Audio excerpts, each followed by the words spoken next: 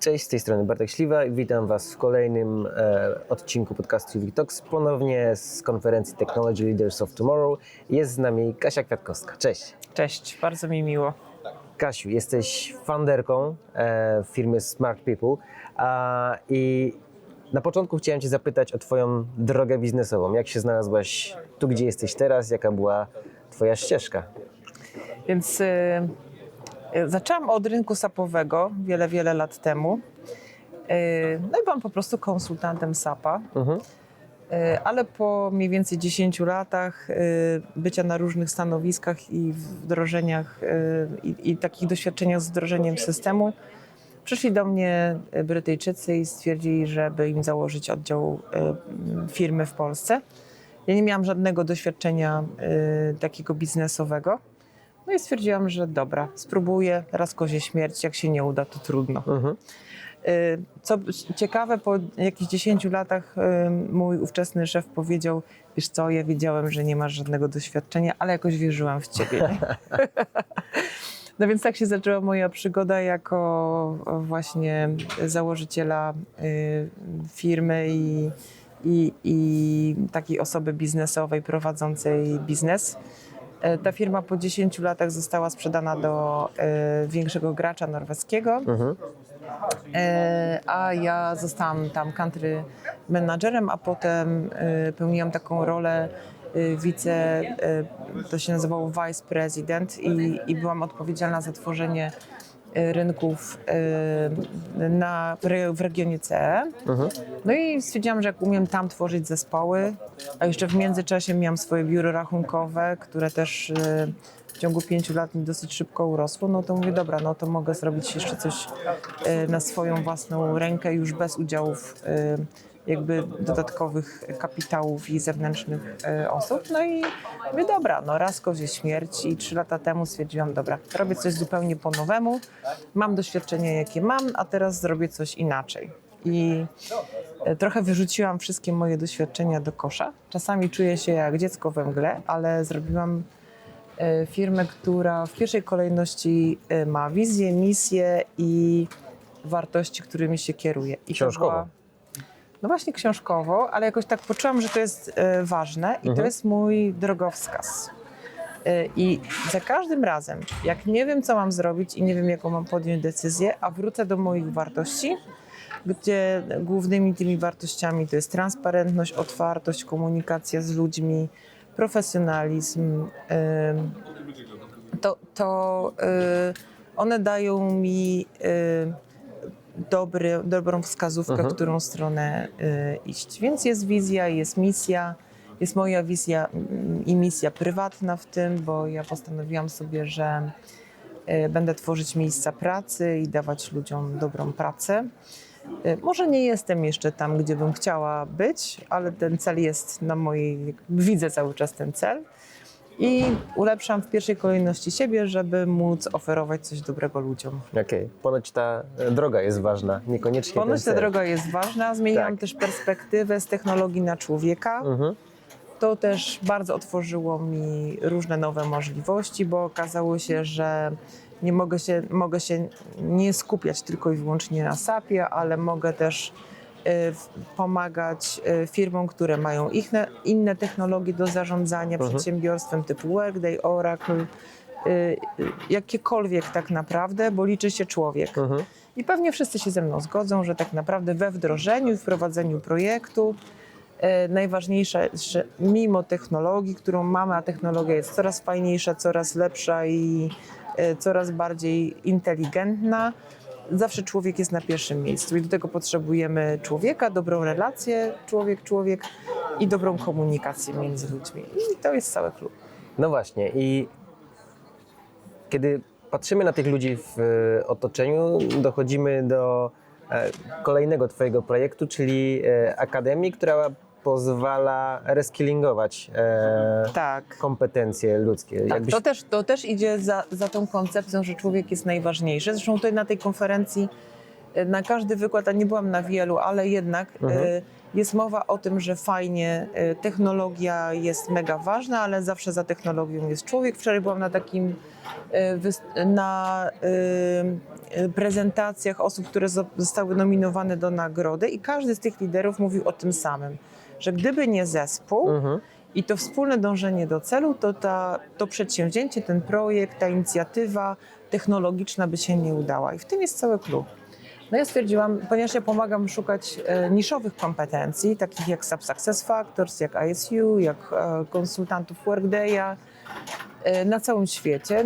I tych konsultantów i tych ludzi, tych specjalistów nie ma zbyt dużo. Mówię, kurczę, co ja mogę zrobić, żeby ich było więcej? No i wymyśliłam, że stworzę właśnie akademię, żeby pomagać ludziom w tym zmieniającym się świecie, bo to też jest moja koncepcja gdzieś tam w tyle głowy, że świat jest zmieniający, zmienia się mega szybko, więc trzeba jakoś pomagać ludziom wychodzić do przodu, że pomogę tym ludziom się przebranżowić.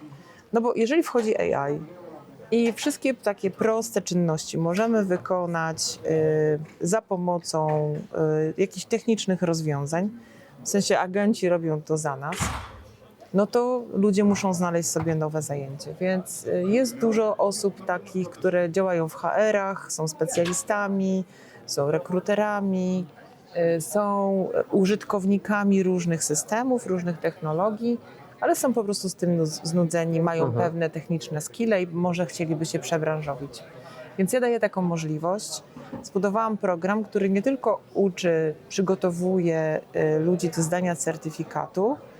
Certyfikat trzeba zdać oczywiście u producenta, bo to jest tylko jedyny ważny, ale też daje trochę wiedzy takiej praktycznej, bo my stawiamy na praktykę i doświadczenie, więc każdy ma dostęp do systemu i może sobie poćwiczyć. Dajemy też taką wiedzę, jak wygląda projekt, jak jest zorganizowany, jaka jest metodyka prowadzenia projektu, też pod kątem takim technicznym, jak wygląda organizacja projektu i trochę coachingu, mentoringu, w jaki sposób odnaleźć się na rynku pracy. Bo my wiemy, że juniorzy, my działamy na rynku outsourcingowym i od nas pracodawcy nie chcą kupować juniorów. Jeżeli chcą, żebyśmy pomagali im znaleźć ludzi już z doświadczeniem.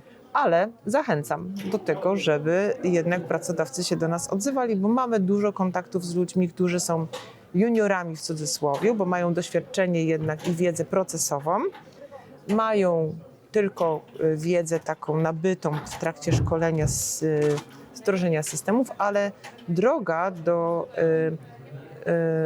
tego, żeby ta osoba była doświadczoną osobą działającą sprawnie w organizacji, na przykład przy utrzymaniu systemu albo już przy wdrożeniu systemu, jest tak naprawdę już wtedy krótka. Więc pomagamy ludziom się też odnaleźć trochę na rynku pracy, żeby oni tą pracę w tym swoim nowym, wymarzonym zawodzie dostali. Wspomniałaś o różnorodności, z jaką się teraz borykamy i zakładam, że ta różnorodność nie jest tylko wiekowa, ale też kulturowa, może mieć różne postacie i wiem też, że to jest kolejny z obszarów Twojego zainteresowania. To jest taki mój konik. Uwielbiam ten jak temat. się w tym poruszać, jak wykorzystać tą różnorodność, by ona grała dla nas, a nie przeciwko nam?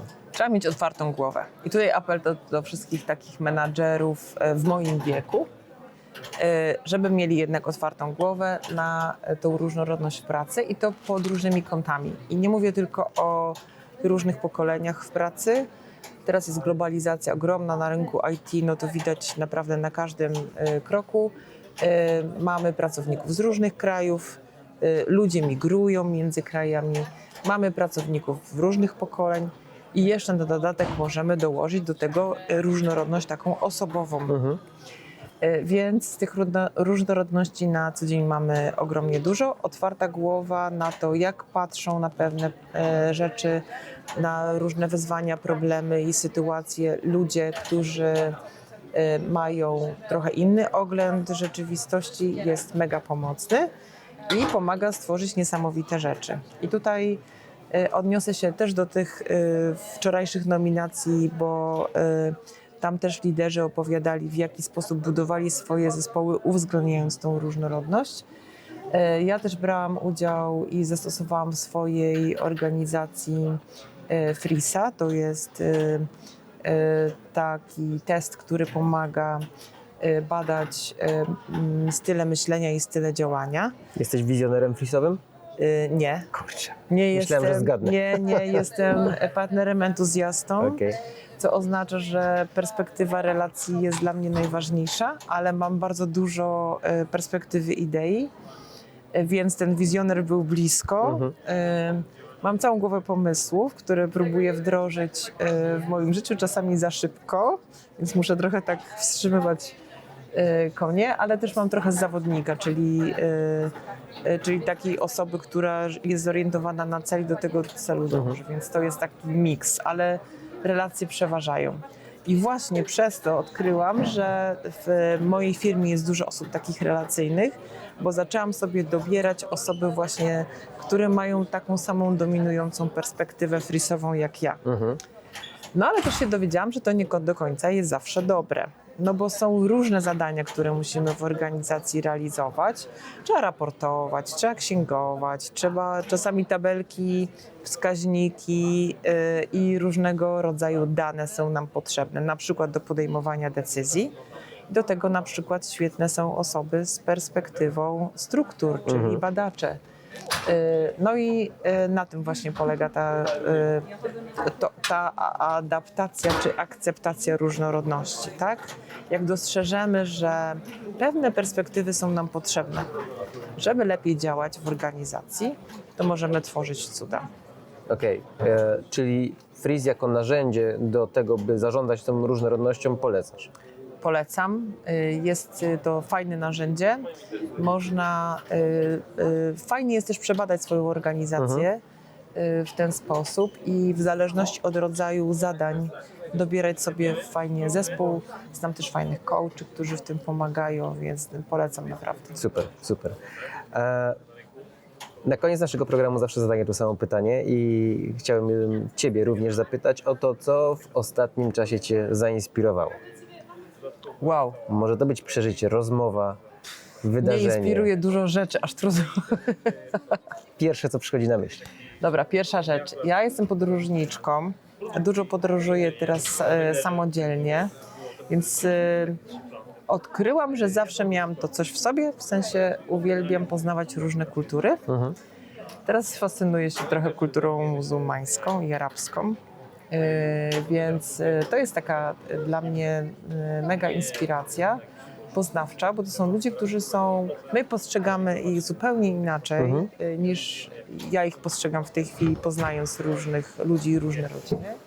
To są ludzie, którzy są mega wdzięczni. I ta wdzięczność prowadzi w ogóle mnie w tej chwili przez życie w wielu aspektach, więc oni są taką, może nie mają tego poziomu świadomości, co my, ale ta wdzięczność ich jest niesamowita i wdzięczność mnie inspiruje do życia i widzę, że nie trzeba wcale być jakimś właśnie nie wiem, wysoko uduchowionym albo posiadać jakiś wysoki poziom świadomości, ale prosta wdzięczność w codziennym życiu i taka akceptacja innego człowieka jest mega ważna i nas naprawdę pcha do przodu. Super. Bardzo Ci dziękuję za podzielenie się. Dziękuję pięknie. Wam dziękuję za słuchanie, oglądanie i widzimy się w kolejnym odcinku.